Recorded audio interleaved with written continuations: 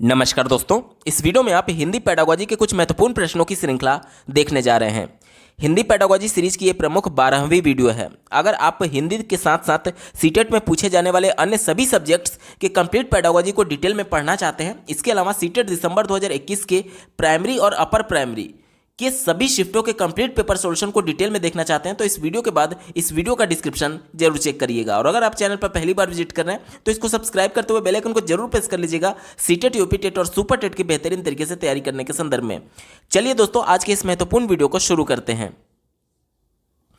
पहला प्रश्न पूछा गया है उपचारात्मक शिक्षण में, यानी उपचारात्मक शिक्षण में क्या होता है।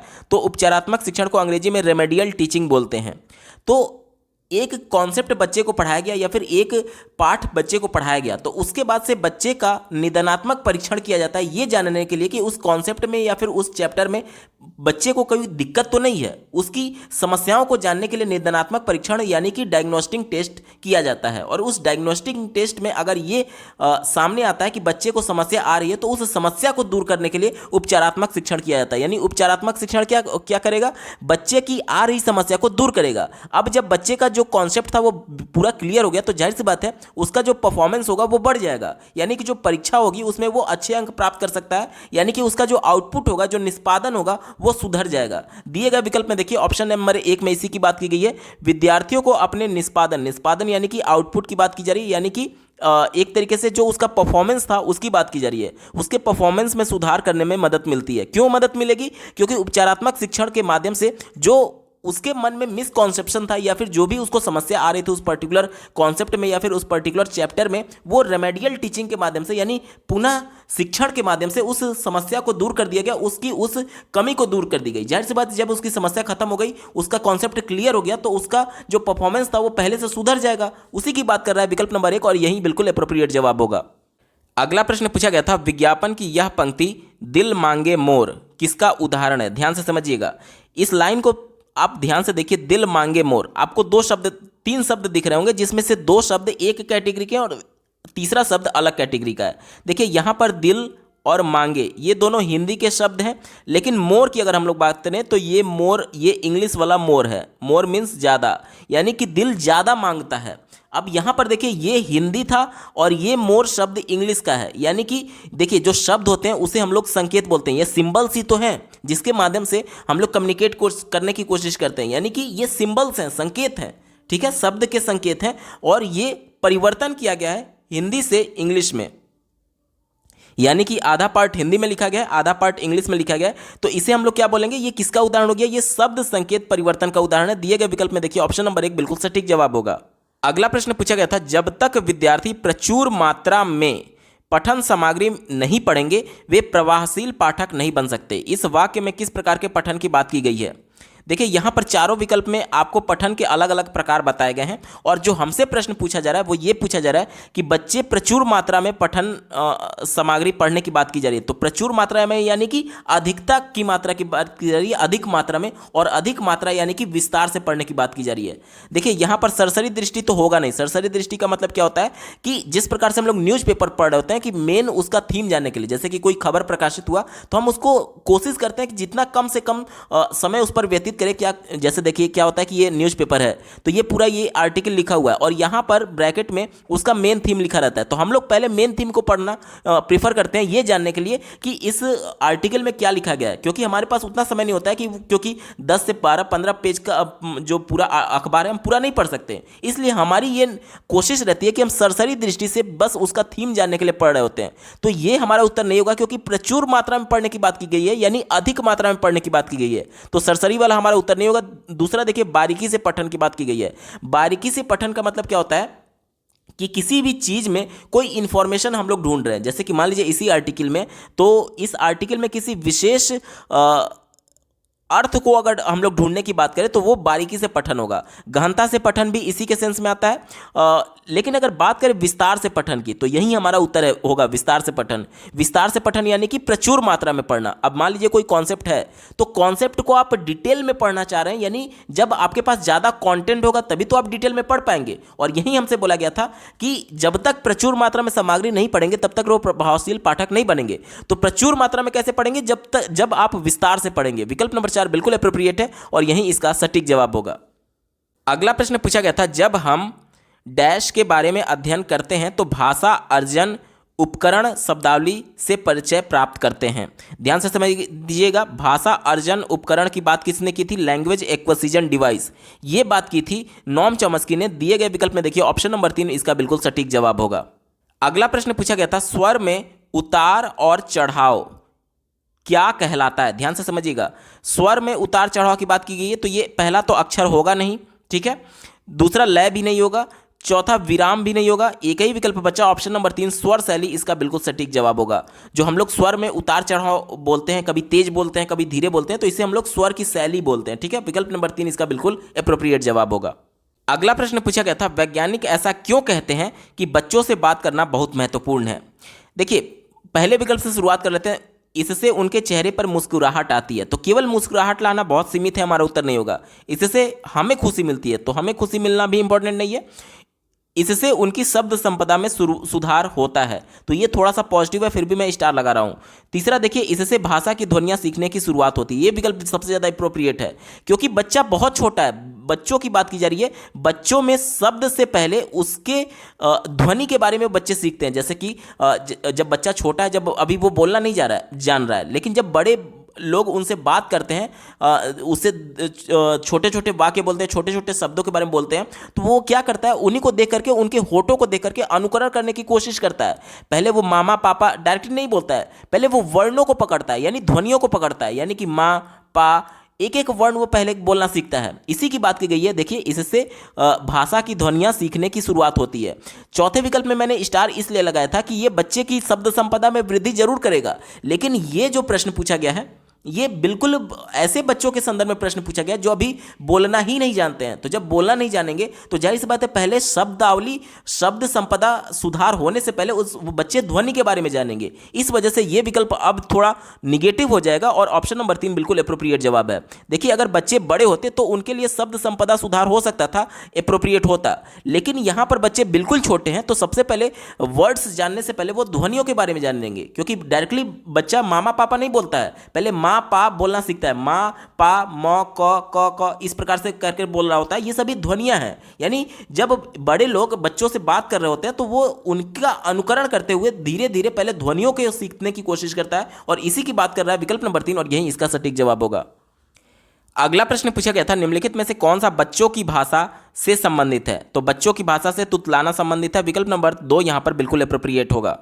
अगला प्रश्न पूछा गया था, सुश्री गुरमीत अपने विद्यार्थियों को कोविड-19 महामारी के बारे में बताना चाहती हैं और उनसे इस महामारी पर कुछ वाक्य लिखवाना चाहती हैं। सुश्री गुरमीत को क्या करना चाहिए? देखिए, यहां पर ध्यान से समझिएगा प्रश्न को। पहले कहा जा रहा है कि कुछ कोविड-19 के बारे में टीचर जो है वो बताना चाहती हैं, तो बच्चे जो होते हैं वो अपने ज्ञान का निर्माण स्वयं करते हैं, यानी कि बच्चे भी सक्रिय होंगे, यानी कि कक्षा जो है वो इंटरेक्टिव होनी चाहिए। ऐसा नहीं है कि बस टीचर आकर के कोविड-19 के बारे में इंफॉर्मेशन दे करके चली जाए, ऐसा नहीं होना चाहिए। बच्चे भी सक्रिय होने चाहिए, यानी बच्चे भी प्रश्न पूछ रहे होंगे और टीचर भी उसका जवाब दे रहा होगा, यानी कि विचार विमर्श हो रहा होगा। ठीक है, किसके बारे में? कोविड-19 के बारे में, टीचर और कक्षा के बच्चों के बीच में। ठीक है, इसके बाद बोला गया कि उनसे उस महामारी पर कुछ वाक्य लिखवाना चाहती है, तो जो टीचर है उनको क्या करना चाहिए? चलिए पहले विकल्प से शुरुआत करते हैं। कहा जा रहा है उन्हें श्यामपट्ट पर जो भी लिखा है उसे अपने विद्यार्थियों से अपनी कॉपियों में लिखने के लिए कहें।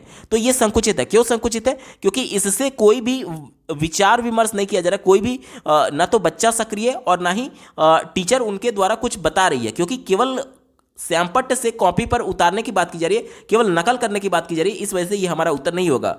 दूसरा देखिए, अपने विद्यार्थियों से अपनी कॉपियों में जो लिखवाना चाहती हैं उसका इमला बोलें, तो केवल इमला बोलने की बात की जा रही है, उस कॉन्सेप्ट को टीचर बताने की बात नहीं की जा रही है। इस वजह से ये भी विकल्प निगेटिव हो गया, क्योंकि देखिए टीचर ने खुद बोला है, प्रश्न में ये खुद बोला गया कि टीचर उसको बताना चाहती है।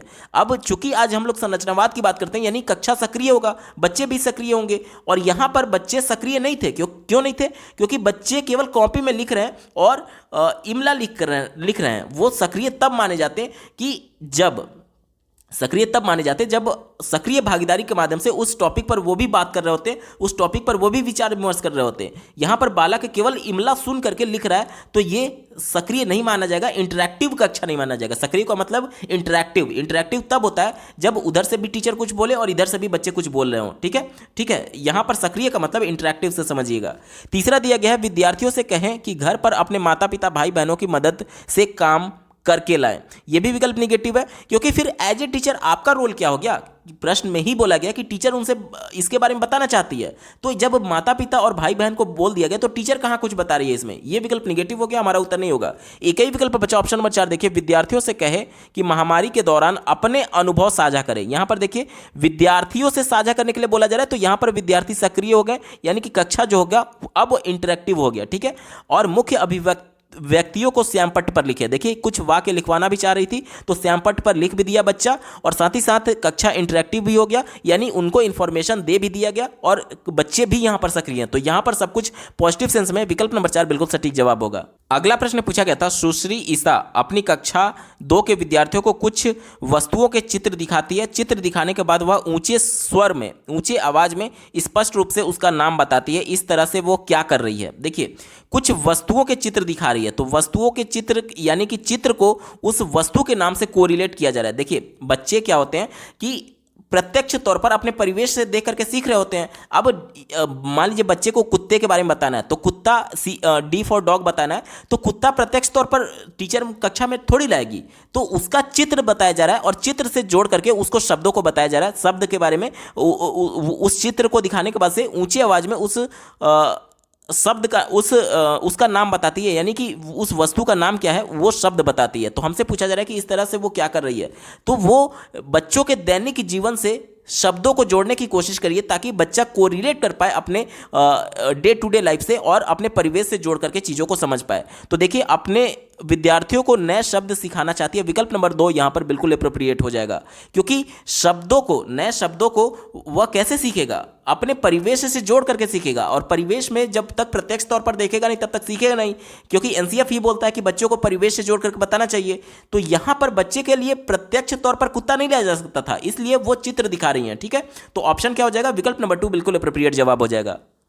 अगला प्रश्न पूछा गया था, निम्न में से किस सिद्धांत उस प्रक्रिया का वर्णन करता है जिसके द्वारा पाठक किसी पठन सामग्री को समझने के लिए अपने परिवेश से जुड़े ज्ञान को उस पाठ्य सामग्री में दी गई सूचनाओं से जोड़ते हैं? ध्यान से समझिएगा, कहा जा रहा है कि ये कौन सा सिद्धांत होगा इनमें से चारों में से जो उस प्रक्रिया का वर्णन करता है जिसके माध्यम से किसी पठन सामग्री को समझने के लिए अपने परिवेश से जुड़े ज्ञान को उस पाठ्य सामग्री से दी गई सूचना से जोड़ते हैं। देखिए परिवेश से जुड़े ज्ञान की बात की जा रही है। बच्चा परिवेश में जो कुछ भी देखता है उससे उसको अनुभव प्राप्त होता है, और अनुभव के आधार पर वह अपने इंफॉर्मेशन को कैटेगराइज करता है पहले सेव करने से पहले। देखिए जीन पियाजे के अनुसार यह प्रश्न पूछा गया। जीन पियाजे ने यह बताया था कि बच्चे किसी भी इंफॉर्मेशन को रिसीव करने से पहले पहले उसको कैटेगराइज करते हैं, और उनके माइंड में विभिन्न प्रकार के पैकेट ऑफ इंफॉर्मेशन बने हुए हैं, जो कि एक तरीके से फोल्डर्स हैं। जिस प्रकार से आपके मोबाइल में विभिन्न फाइल के अलग अलग फोल्डर हैं, जैसे कि MP3 गाने का अलग फोल्डर होता है, वीडियो क्लिप्स का अलग फोल्डर होता है, इसी प्रकार से कॉन्टैक्ट लिस्ट का अलग फोल्डर होता है। इसी प्रकार से अलग अलग कैटेगरी के इंफॉर्मेशन को बच्चे अपने माइंड में अलग अलग फोल्डर्स में इंफॉर्मेशन को रिसीव कर रहे होते हैं, सेव कर रहे होते हैं, और इसी पैकेट ऑफ इंफॉर्मेशन को ही स्कीमा बोला जाता है। तो यहाँ पर प्रश्न में यह बोला गया है कि परिवेश से जुड़े ज्ञान को उस पाठ्य सामग्री से दी गई सूचना से जोड़ने की बात की जा रही है। अब मान लीजिए बच्चे को कुत्ता दिखाया गया परिवेश का, ठीक है, तो बच्चा कुत्ता को देख करके वो कैसे पहचान लेता है? वो अपने माइंड में जो उसके स्कीमा बना हुआ है, पहले से उसके स्कीमा में कुत्ते का इमेज बना हुआ है, वो उससे कोरिलेट करता है कि क्या ये इंफॉर्मेशन मेरे माइंड में पहले से सेव है। जब वो कुत्ते को देखता है प्रत्यक्ष तौर पर, तब उसके माइंड तुरंत उसको क्लिक करता है कि हाँ इससे रिलेटेड एक स्कीमा आपके माइंड में पहले से बना हुआ है, और तब वो पहचान पाता है कि हाँ ये कुत्ता है। यानी कि परिवेश से जुड़े ज्ञान, परिवेश से जुड़ा ज्ञान क्या हुआ? परिवेश में जो कुछ भी देखा वो उसका अनुभव बन गया, और अनुभव होने की वजह से वो इसके स्कीमा में चला गया। अब स्कीमा में जो चीज है उससे उस पाठ्य सामग्री को दी गई सूचना से जोड़ने की बात की जा रही है। यानी जब इंफॉर्मेशन को उसने देखा कुत्ता, तो वो इस स्कीमा से जोड़ करके देखा कि हाँ कुत्ते का इमेज पहले से मेरे माइंड में था, और तब वो उस सूचना को समझ पा रहा था। तो ये क्या हो जाएगा? इसका उत्तर हो जाएगा ऑप्शन नंबर 3 स्कीमा, इसका बिल्कुल एप्रोप्रिएट जवाब हो जाएगा। उम्मीद करता हूं आप बेहतर ढंग से समझ पाए होंगे। दोस्तों, हिंदी पेडागोजी के महत्वपूर्ण प्रश्नों की ये श्रृंखला आपको कैसी लगी, कमेंट के माध्यम से जरूर बताइएगा, क्योंकि आपका एक कमेंट मुझे मोटिवेट करेगा ऐसे ही महत्वपूर्ण वीडियो लाने के संदर्भ में। अगर आप हिंदी के साथ साथ सीटेट में पूछे जाने वाले सभी सब्जेक्ट्स के कंप्लीट पेडागोजी के साथ सीटेट दिसंबर 2021 के अपर प्राइमरी और प्राइमरी सभी शिफ्टों के कंप्लीट पेपर सोल्यूशन को डिटेल में देखना चाहते हैं, तो इस वीडियो के बाद इस वीडियो का डिस्क्रिप्शन जरूर चेक करिएगा। और अगर आप चैनल पर पहली बार विजिट कर रहे हैं तो इसको सब्सक्राइब करते हुए बेल आइकन को जरूर प्रेस कर लीजिएगा, सीटेट, यूपीटेट और सुपर टेट की बेहतरीन तरीके से तैयारी करने के संदर्भ में। इस वीडियो को देखने के लिए आपका बहुत बहुत धन्यवाद। भगवान करे आपका दिन शुभ हो।